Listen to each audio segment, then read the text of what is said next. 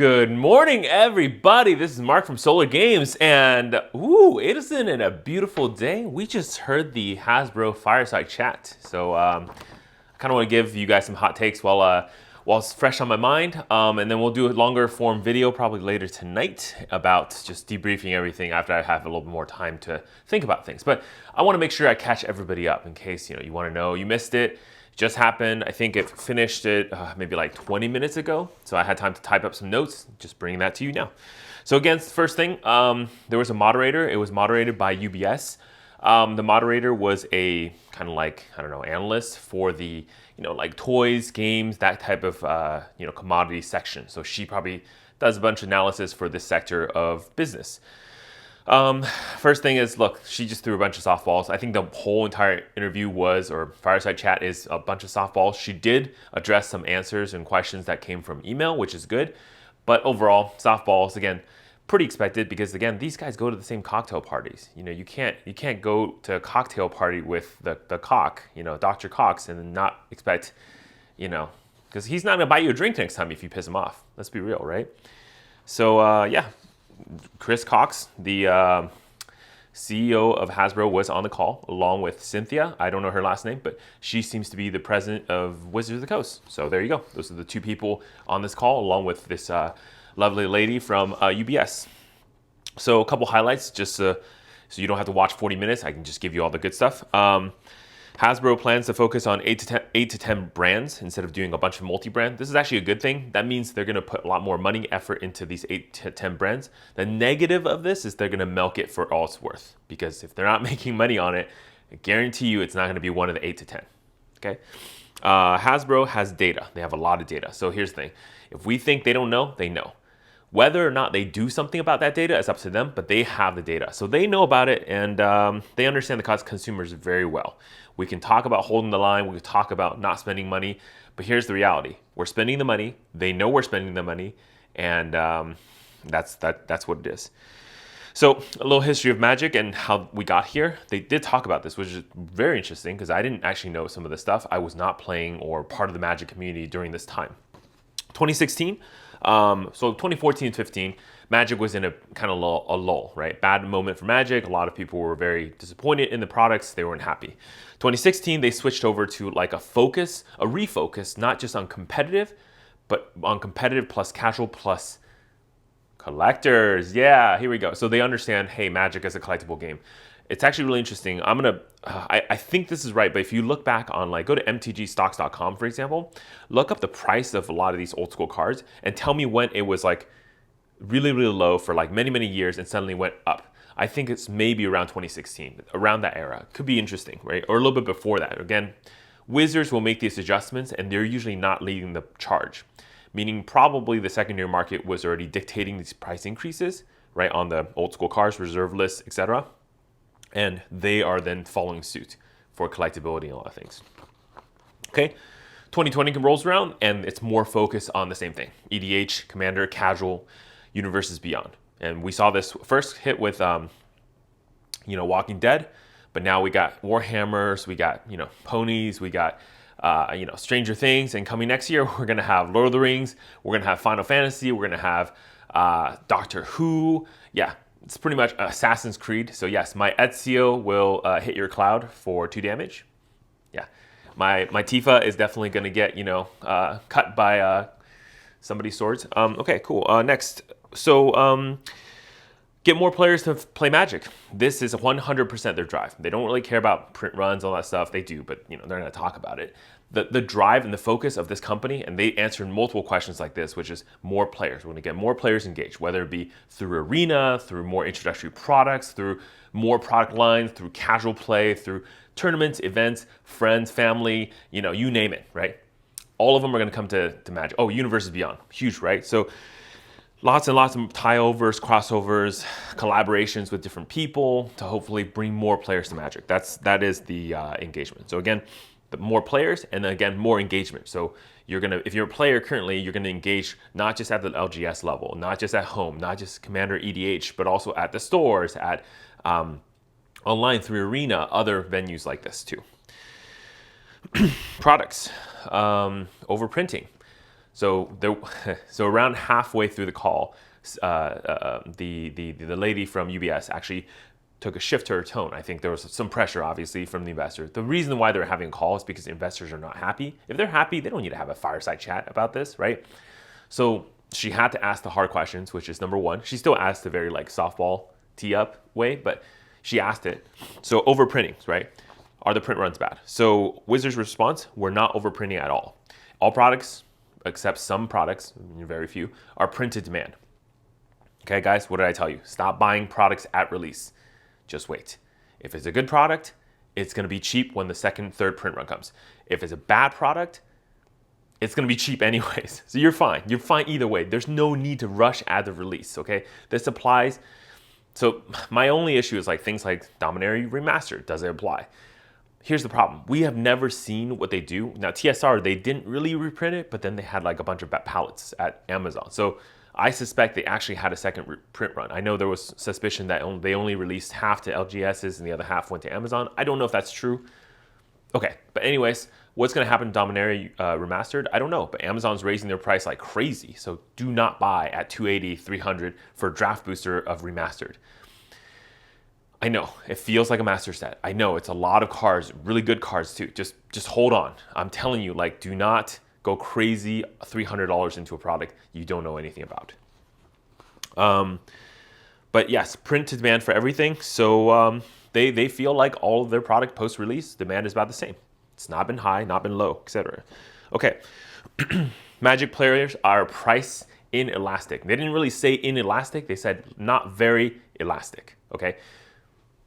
To me, not very much difference there. Either you're price elastic or you're inelastic. If you're not elastic, meaning the moment you shift pricing, players drop off, you're inelastic, okay? Doesn't mean that no matter what price you send up, the players are always gonna buy. That's impossible. But inelastic just means as you increase prices, by and large, you're not gonna lose a lot of players. Now, the only product they have ever seen this happen, of course, is 30th anniversary, okay? Everything else, they raise price a little bit, players by and large still stay. No one's really complaining. I mean, you might be like grumbling, but you're still spending your money. So guess what? Their data says Mark still loves the game. Mark still buys the same amount of products, so fuck him. Bend over, Mark. Keep giving him more products, right? Shove it down his mouth too while we get him from behind.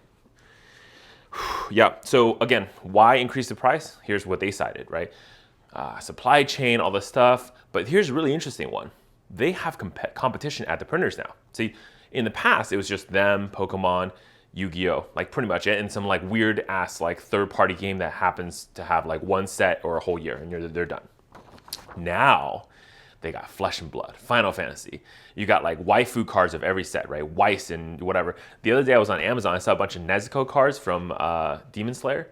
Look, Demon Slayer is a cool anime, but I'm not gonna buy like waifu cards off of a freaking stupid box. But it's also like, I don't know, $20 or something, so go ahead and have fun. Yeah, so the waifu cards are jamming out the printers. They don't have enough printer space because we gotta print more waifus, okay? I'm looking at you, Sean. Okay, so anyways, they claim they're not printing more. Post-launch demand's about the same. Didn't say anything about pre-launch, so I suspect what happens like this. For example, Crimson Vow Midnight Hunt, they thought, ooh, Innistrad. It's gonna be so good. Everyone loves vampires and zombies and werewolves, right? So what happens? They go and print a lot more pre-launch, and then they backed off for post-launch. So the numbers should all adjust about the same, but this gives me a little more confidence if you trust them, right? So this is the thing, like how much of this is lying. And see, Wizard is pretty smart about this. They're not gonna lie to your face. They're not, like for example, if I say 70%, I'm not gonna say 70% and mean 40%. But I may say 70% and you don't know what I'm talking about with 70%. For example, 70% of a revenue increase is not the same as 70% of products sold. Does it make sense?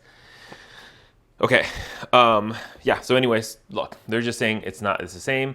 They haven't really printed more, they haven't really printed less. It's about the same all throughout, which I think is a problem because right now the whole focus is that they should be printing less, not necessarily claiming they can print the same and still meet demand.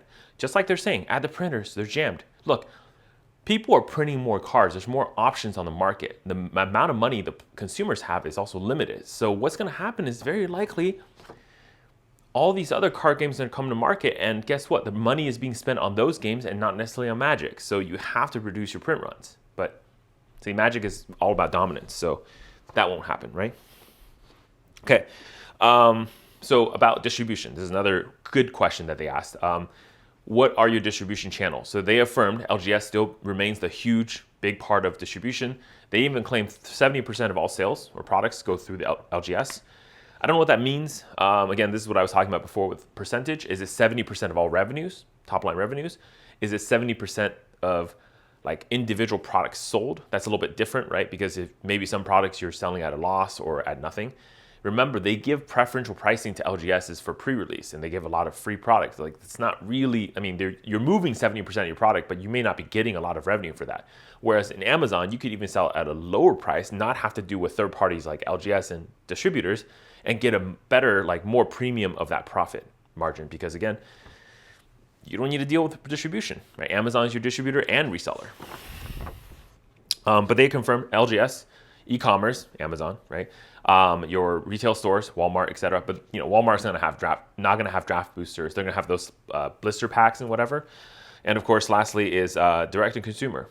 But the focus is gonna be on e-commerce and direct to consumer because it makes them the most money. So that's what they're gonna do more. So again, secret layer, expect more secret layers and that type of sales.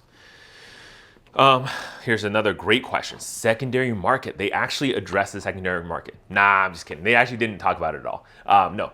So the question was asked, and of course the standard Wizard answer, which you expect, which is, we don't monitor a secondary market. But we do. Yeah. So here's what they said. Basically, we can't comment on that. We don't look at secondary market, but we don't see any issues on the secondary market. You don't watch the secondary market, you don't monitor it, but you don't see issues? I don't know what that means. So are you watching or are you not watching it? See, this is what I'm talking. Like, this little double speak is amazing, right? And here's the thing. They're like, oh, we don't participate or draw revenue from secondary market. Please tell me what a secret layer is. From what I remember, secret layer reprints, I don't know, good cards that are selling for a lot of money on the secondary market. But you're just directly printing it. Other people at least are selling the supply that's currently out there. You don't participate in the secondary market, you 100% participate in the secondary market. Okay? Yeah, again, not seeing issues in the secondary market. I don't know what that means, because are you not seeing it because you're literally not seeing it? Or you're seeing some things but you don't think are issues? Don't know. But it's interesting, right? That does mean that they look at secondary market. And here's the thing. Why do they shift over 2016 to focus on casuals, but more importantly, collectors too? So they know where people are looking at. And this tells me that in some ways they are being careful, because they realize they can't nuke the secondary market, because if they nuke it, they also nuke, guess what, secret layer, and potentially other products that they're going to go direct to consumer with. In fact, 30th anniversary is an example of how they're probably in the future planning to leverage secondary market more. So be careful. These products are going to come more and more rapidly. Do not expect this to be end. Okay, so they talked about products that did well and products that they scaled back on. Ooh, what did I tell you in that prediction video? Products we did well. Warhammer 40K is a huge motherfucking hit. Seriously. I mean, can you imagine? These guys are coming over here printing Warhammer 40K, and people love it. They're like, we can't keep it on the shelf. People love it. People are fighting over each other for it. I mean, people are like putting on Space Marine armor, getting like, black carapace so they can connect with their, with their mobile suits and shit, and then firing bolters at each other. I'm telling you, it's a massacre out there to try to get your hands on 40K decks. The price is still increasing. My sell-through rate on those decks are high right now. After announcing reprints, guess what? We already had a second reprint. Did you notice it? I didn't fucking notice it. The price kind of went down a little bit, but not much, right? They're looking at a third reprint right now. So yeah, that's already going through the printer. There's going to be a third reprint. If you're looking for Warhammer 40K decks and you haven't got yours yet, just hold. Once the third reprint comes out, you'll have another chance. But my thinking is, given that third reprint, that might be the last one. But if Wizards is, again, they keep saying this, we're going to build the first $1 billion, brand under Magic, we might have a fourth, because if it keeps making money, why not keep selling it, right? Okay. Magic the Gathering put on sale early. Okay, so this is the whole idea of that, like some people have this perception that Magic kind of goes on sale pretty fast, meaning the prices are like this, they go up, they go way down, like a super high crash right after release, right? Their address, I think, is actually accurate on this one, which is that's a misconception and misunderstanding of how the market of Magic works. Because remember, there is this idea that there's a pre-release and release. And what happens at a pre-release is card value goes up because there's more product coming to the line. Sorry, the new products are coming to line, but there's less supply of it. It's an artificially constrained supply at pre-release. I told you guys, it's really hard to get products at pre-release. When it comes to full release, there's more availability. Now that is already shifting. I'm seeing shifts of that right now, and there's going to be more of that shift because they've been bringing more and more product to pre-release or made available, like set boosters. See, originally we didn't have set boosters, so you didn't have a lot of chances to get the cards you needed at pre-release. But now with set boosters and now collector's boosters too, injecting at pre-release, there's going to be a lot more product on the market, and so that crash is actually going to happen earlier. Okay. But anyways, so basically so they're saying that's actually the normal, the normality of Magic Gathering pricing is that at pre-release supplies are constrained. And of course, at release, when supply actually meets demand, that's where you see that falling down of price. So just be here. Like I keep telling everybody, right? If you need the cards early, buy them pre-release, right? Pre-sale, whatever. If you don't need the cards, just wait. Just wait a week, 2 weeks after release. Usually that's your buy time, around the first week of release or the second week of release. So that's 2 weeks after pre-release, right? Best time to target for the cards you want. Okay, so let's do a little quick recap of things I hit on my prediction video last night. I know I released it really late, but I just want to get something out before their video because I like predictions. It's kind of fun, right? To see what I get right and wrong. Things that I did hit. Okay, 40K 30th anniversary. Hit it on the nose, right? They said very quickly, 40K, that they printed more, the demand was high. And, they scaled back demand for 30th anniversary. Sorry, scaled back supply. What that tells me is that they didn't actually scale it back because they had to print this stuff early anyways. And now I'm more sure than ever they didn't sell out. And maybe they saw ahead of time the writing on the wall that it's not positive. They pushed more for marketing to try to get the products they did have off the shelves. But yeah, scaled back supply. All signs are pointing to me that they did not sell out, and that's exactly where they stand. Print runs. They did talk about print runs. But again, it's like, print is man, it's a lie that they haven't changed print run, in my opinion. You're going to tell me that they printed the same amount of Masters, double Masters, as they did double Masters 2022? I don't think so. I think there was a lot more double Masters 2022. There will be more events. So expect 4 more 30th anniversary events coming in this year.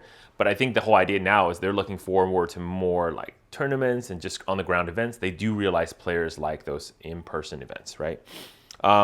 Distribution channels. They did talk about this, just like I said. EDH being the focus of all MTG. Pretty much, by the way, that whole call, half the time, it's all about casual players and casual EDH there. So yes, get ready, bend over, you're going to get fucked more. Because they know how to milk that cow and they're going to continue doing it. Diverse product lines for players. Yeah, so Universes Beyond is working. All this extra special sets is working. Specialty art, whatever, is working. So they're going to continue pushing for secret layers, Universes Beyond. Because again, it's making them money. So they're not going to stop, right? Return to competitive. So things I didn't actually get right on my prediction. Return to competitive. They're not doing that. There is absolutely no talk about returning to competitive. It is a market that is about 20% right now of their current player base of 250 million. And yeah, they don't care. They really don't care that competitive is in the shits right now. So yeah. So anyways, they don't really care. Probably not going to be returning to competitive. They are talking about some tournaments on Arena. Again, Arena is a pretty big driver for profit, so that makes sense. But it doesn't sound like they're really going to focus on competitive like they did back in like 2010s and before that. Recognition that print runs are high. They basically said no. They don't think print runs are high. They are going to slow down the product release schedule, which is interesting. What happened with that, by the way, in 2020 was they cited a bunch of supply chain issues and whatever. That's why the product release schedules were sped up, but it's not actually. They don't think it was due to anything with actual release, more print runs.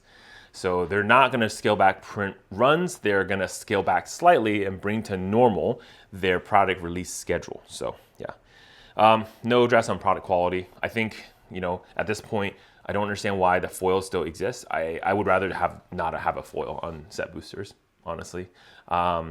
If they guarantee maybe one of the full art lands or anything else, it's fine. I don't really need any more foils that are curl.